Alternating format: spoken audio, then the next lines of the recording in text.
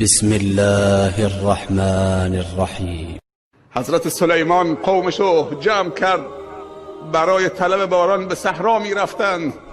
رسید به یک مرچی که خودشو به پشت انداخته، صورتش به آسمانه، دعا می کرد.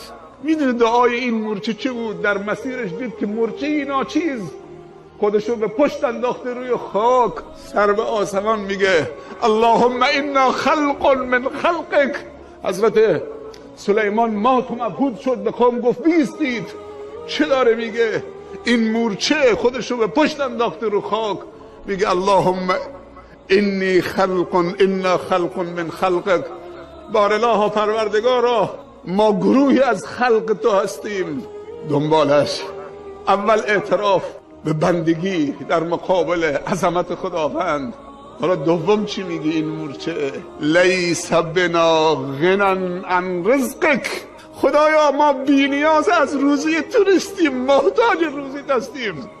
گریه یک مورچه را بشنوید که این نبی الله صداشو فهمید و شنید. مورچه میگوید که حالا ما برامون فرش کردن، مواظبیم که این گوشه شلوارمون رو خاک ننشینه. اگر این گوشه فرش کمی جا به جا شد، تو نماز استسقا آمدیم دستمون به شلوارمون که خاکی نشیم.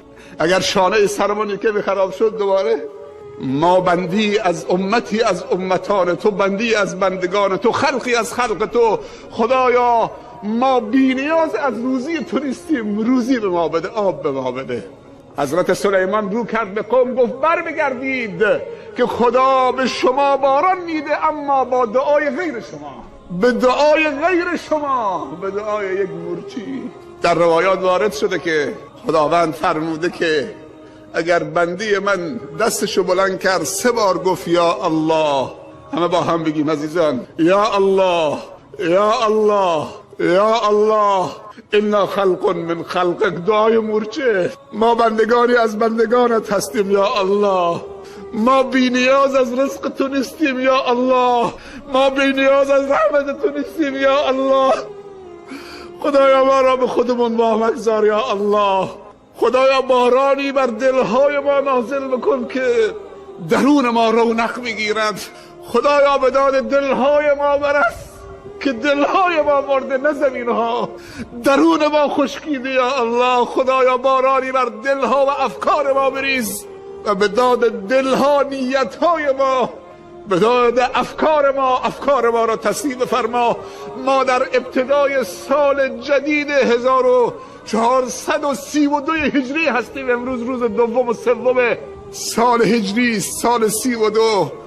اللهم یا مقلب القلوب والابصار، یا مدبر اللیل والنهار، یا محول الحول والاحوال، حول حالنا الى احسن الحال. ربنا ظلمنا انفسنا وان لم تغفر لنا وترحمنا لنكونن من الخاسرین. ربنا ظلمنا انفسنا، دعای بابا آدم و ما و حوا.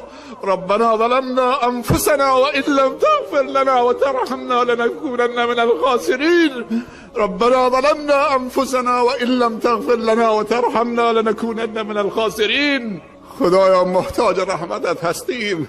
بعد از اینکه درون ما را شستید پروردگارا، بعد از اینکه درون ما را شستید پروردگارا، بعد از اینکه درون ما را شستید، باران رحمت مادی خودت را بر ما ببار.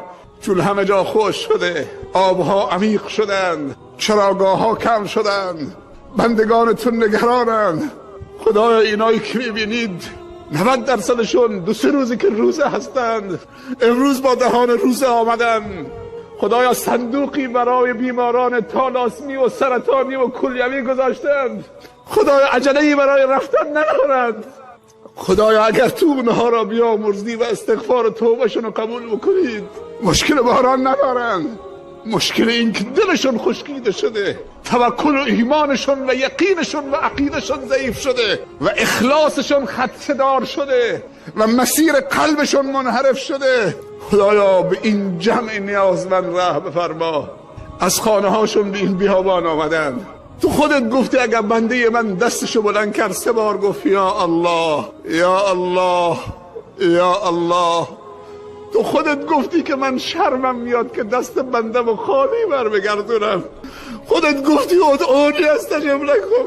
خدایا ما نیازمند و درمانده و بیچاره و فقیر هستیم. یا ایها الناس انتم الفقراء الی الله، همه شما فقیر به درگاه خدا هستید. یکی از آداب استسقا متوسل شدن به دعای صالحین هست در حیاتشون. پیامبر صلی الله علیه وسلم روی منبر خطبه میخوندن.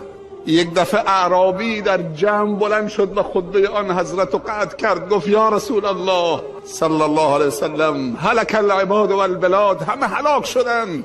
دعا بفرما. خطبهشو قطع کرد، دستشو بلند کرد، اون قدر دستشو لرزوند و گریه کرد که سپیدی زیر بغلش نمایان شد. هنوز دستشو پایین نیاورده بود که ابری کل مدینه رو در بر گرفت و بارندگی شروع کرد و همینجور ادامه پیدا کرد تا هفته بعد. دوباره روی منبر بود خطبه میخوند. دوباره همون اعرابی آمد تو جلسه، گفت یا رسول الله دعا بکن تا باران بند بیاید، قطع بشود، هلک العباد و البلاد. این دفعه دیگه چه؟ از شدت بارندگی سیل راه افتاده، عباد و بلاد همه هلاک شدن. پیامبر دوباره دستشو بلند کرد، گفت اللهم حوالینا ولا علینا، خدایا از سر ما بلند کن ببر تو اون تپه ها و اون جاها و جاهای دوردست. بارندگی قطع شد و حضرت عمر رضی الله عنه بعد از وفات پیامبر صلی الله علیه وسلم، حضرت عباس عموی پیامبر مستجاب الدعا بود، میرفت پیشش میگفت یا عباس، ای عباس، ما در حیات پیامبر صلی الله علیه وسلم اگر دچار قحطی میشدیم به دعای پیامبر ما متوسل میشدیم به درگاه خداوند، باران به ما میداد. الان دیگه پیامبر نیست که دعا بکند. ای عباس به دعای تو متوسل میشویم که به درگاه خدا دعا بکنید تا خدا باران بدهد. که ما متوسل شدیم به یکی از کم سن و سال ترین بچه های عزیزمون آمد برای ما شما دعا کرد.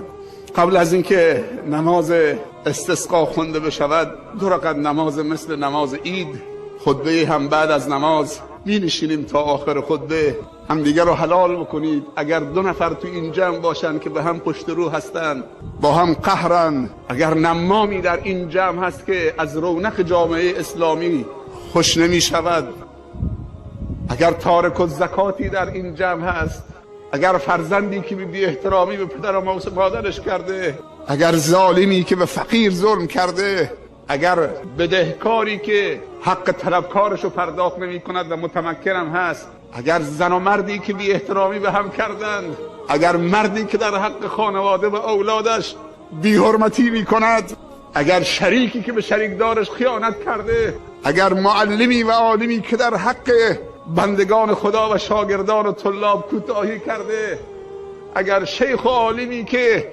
معصیت خدا می کند، همه باید توبه بکنن، همه باید استغفار بکنن. یک صفحه جدید، یک پرونده جدید. اینگه فرمانداری مدارس رو تعطیل کردن، بچه ها رو آوردن، این اطفال معصوم که برای ما دعا بکنن. نیروی انتظامی راهنمایی و رانندگی، شهردار محترم که تسطیح این محل و امکانات و حتی آب برای وضو گرفتن آورده، تانکر